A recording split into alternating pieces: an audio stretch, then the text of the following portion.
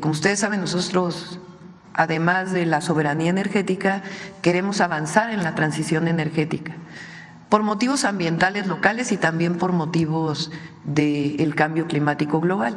Eso quiere decir aumentar la generación de fuentes renovables de energía. ¿Cómo va a entrar Pemex en este proceso de transición energética? ¿Qué papel juega CFE? ¿Qué papel juegan los privados? Todo ello lo estamos trabajando, va muy avanzado porque Luz Helena ha coordinado este trabajo prácticamente desde que la anunciamos, hace como 3 meses, han estado trabajando de manera muy importante y lo vamos a presentar aquí. El Plan Nacional de Energía, hacia dónde va Pemex, cómo todavía mejorar las finanzas de Pemex. CFE tiene finanzas, la verdad, muy buenas, y cómo avanzar hacia el Plan Nacional de Energía de corto y de largo plazo. Preguntarle, ¿de qué manera se van a utilizar las nuevas tecnologías para el combate al huachicol, Presidenta? Es otro de los temas que también tenemos planteado. Ahí disminuyó mucho el huachicol con el presidente López Obrador. Todavía hay un porcentaje que tiene que ver desde ductos hasta importación de combustibles, y estamos trabajando en ello también junto con aduanas, el SAT, Profeco, para poder no solamente desde la perspectiva de dónde sale el combustible ilegal, sino también a quién se lo venden, que es una parte muy importante, porque hay una cadena. Entonces disminuyó bastante, y de lo que queda es de dónde viene, cómo se controla en el origen, y después cuál es la cadena en donde entran y si llegan a gasolineras, por ejemplo. Entonces, todo esto lleva instituciones como Profeco, ASEA, Pemex, Sedena, aduanas, si es que hay combustible que está entrando de manera ilegal o combinado. Aduanas en el gobierno del presidente López Obrador tiene ahora laboratorios en sitio que antes no tenían, porque antes había una muestra, se mandaba al laboratorio, regresaba 4 días y se prestaba muchas cosas. Ahora ya hay laboratorios. Entonces, todo esto porque queremos, pues evidentemente, erradicar el huachicol. Y por último, en la transición hablaba de que quería escribir un libro sobre la transición con el presidente Andrés Manuel. Ahí voy. Voy como en una, pues yo creo una tercera parte de la descripción que ocurrió durante esta transición histórica, y espero poderlo terminar a fin de año, espero. ¿Y contempla seguir escribiendo como lo hacía el presidente frecuentemente? Pues por lo pronto la transición y después veremos. Gracias, buen día a todas y todos. Sí, buen día. Y a ver, de este lado, acá. Presidenta, Cristian Galarza, de Noticias de Frente. Mi primera pregunta sería, bueno, este lunes 7 de octubre se cumplió 1 año del inicio de la destrucción del pueblo palestino en Gaza, incluyendo niños. Hace algunos años usted expresó su condena contra las agresiones de Israel en una carta publicada en La Jornada que se tituló Salvar al mundo, que hoy se llama Gaza. ¿Podría decirnos cuál es su postura, bueno, la postura de su gobierno, del gobierno mexicano actualmente? Sí. Nosotros condenamos cualquier forma de violencia, primero. En su momento, la secretaria Alicia Bárcenas, que era secretaria de Relaciones Exteriores, condenó en primera instancia esta masacre y detención ilegal de personas que hizo un grupo palestino. Y también después se condenó las agresiones del Estado de Israel o del gobierno de Israel a Palestina y hoy lo que está ocurriendo en el mundo. El presidente López Obrador siempre expresó, basado en los principios constitucionales de política exterior, que lo que México busca es la paz y que Naciones Unidas debería ser mucho más proactivo como institución en la búsqueda y en la construcción de la paz del mundo.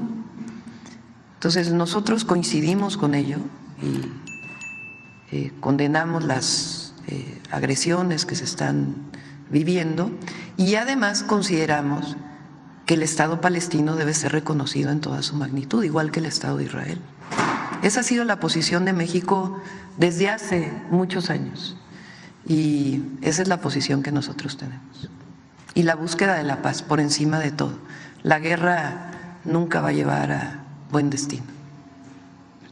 Bueno, mi segunda pregunta sería también al respecto, bueno, de esto de los mensajes de odio y de las disculpas públicas. Tiene también mucho que ver estas dos preguntas que le hago el día de hoy. Usted mencionó a la diversidad sexual en su discurso de investidura presidencial y en su equipo, bueno, hay personas abiertamente LGBTIQ+. Por otro lado, en el Canal 11, con la dirección de Renata Turrent, se han emitido programas sobre el tema de las infancias trans, un tema de mucha actualidad. ¿Cuál es la política de la 4T y su gobierno respecto a la inclusión de las comunidades LGBTIQ+ en la construcción del segundo piso de la 4T? Siempre respeto y libertad e inclusión. Esa es nuestra política. La libertad, el respeto y más que la tolerancia, porque a veces se habla solo de tolerancia, es la inclusión y la erradicación de cualquier forma de discriminación.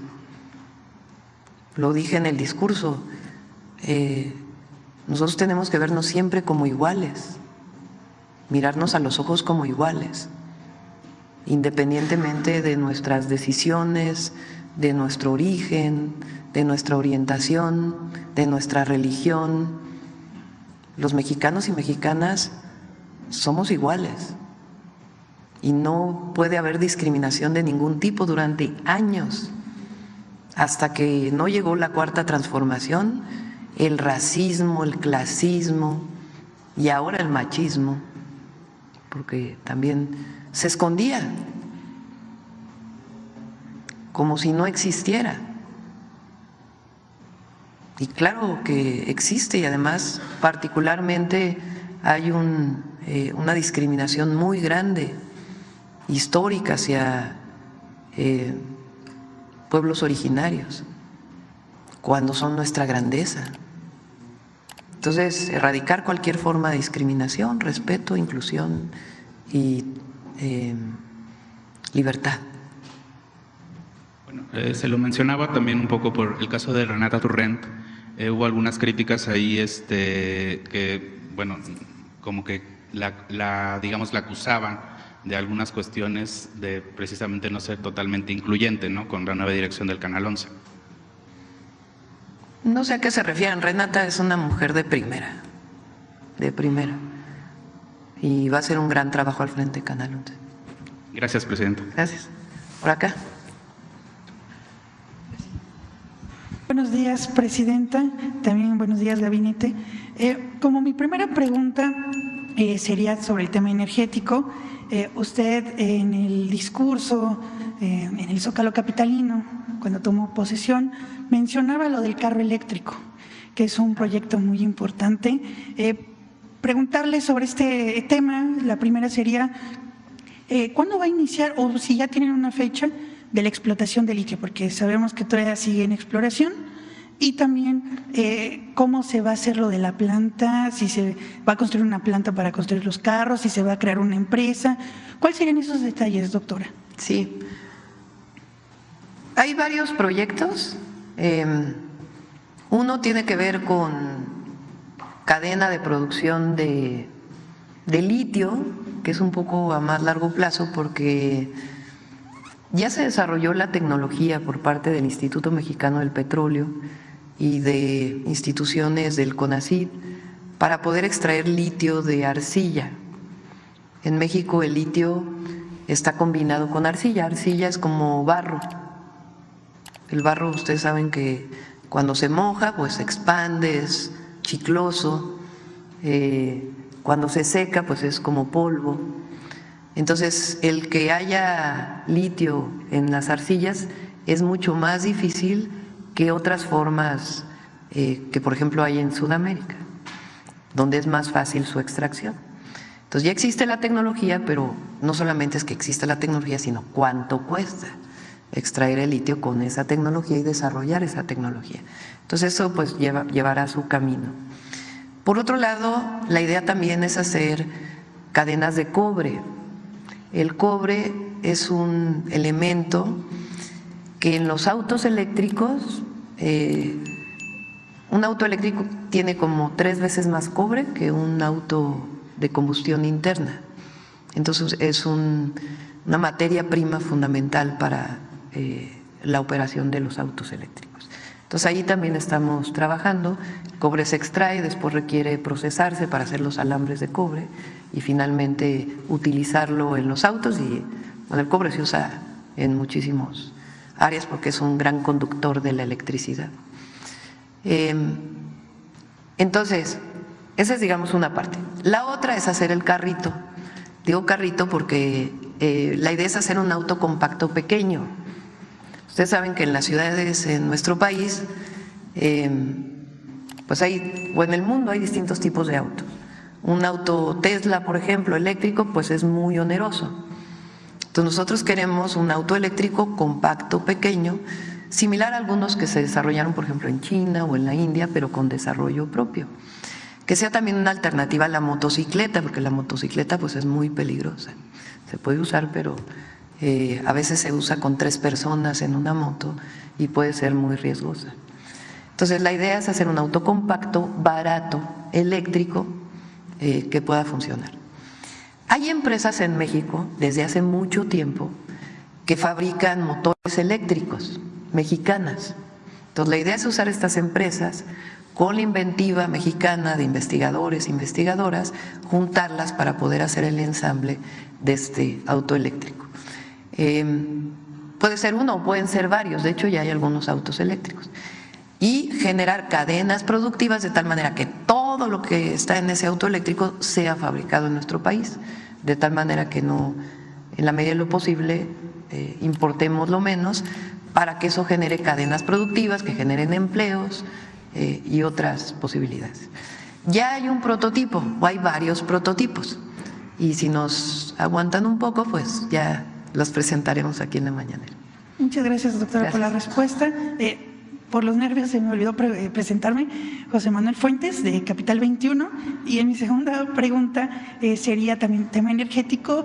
Usted como jefa de gobierno construyó un proyecto muy importante que es la planta de carbonización hidrotermal. Preguntarle si este proyecto se va a hacer a nivel nacional y aprovechando que también está la titular de energía. Sí, aquí está Alicia. A Alicia le di una tarea, ahorita a ver si comentas. Ella le pedí que hiciera contacto con el Instituto de Ingeniería de la UNAM, que nos ayudó en la ciudad, porque la idea es hacer la basura, se puede separar de muchas maneras. Se puede separar en orgánica y inorgánica. La orgánica pues son residuos que vienen de productos orgánicos, la inorgánica pues es de plásticos y otros materiales que algunos de ellos pueden ser reciclados y otros no. Entonces al separar la basura, la inorgánica puede reciclarse y usarse en otros productos y eso se le llama economía circular. ¿Por qué? Porque el desecho, en vez de tirarse en un relleno, se ocupa y vuelve a entrar a la cadena productiva. Y por otro lado, la orgánica. La orgánica puede servir para plantas de composta, puede servir para otras tecnologías. Una tecnología que se desarrolló y que está ya operando es que entra un proceso y de la basura se convierte en carbón vegetal. Y ese carbón vegetal puede ser utilizado para quemar en una termoeléctrica como fertilizante, etcétera. Nuestro objetivo es que en Tula, Hidalgo, que ahí hay un terreno que iba a ser una refinería, ¿se acuerdan? En el 2008, Calderón dijo que iba a ser una refinería y no llegó ni a media barda. Pues ahí nuestro objetivo es hacer un gran centro de reciclamiento de economía circular y usar pues varios desarrollos tecnológicos. No sé si quieras comentar algo, Alicia, y aprovechando también, te cambias de cachucha y comentas cuando eras secretaria de Relaciones Exteriores, lo que hizo el gobierno de México. Sí.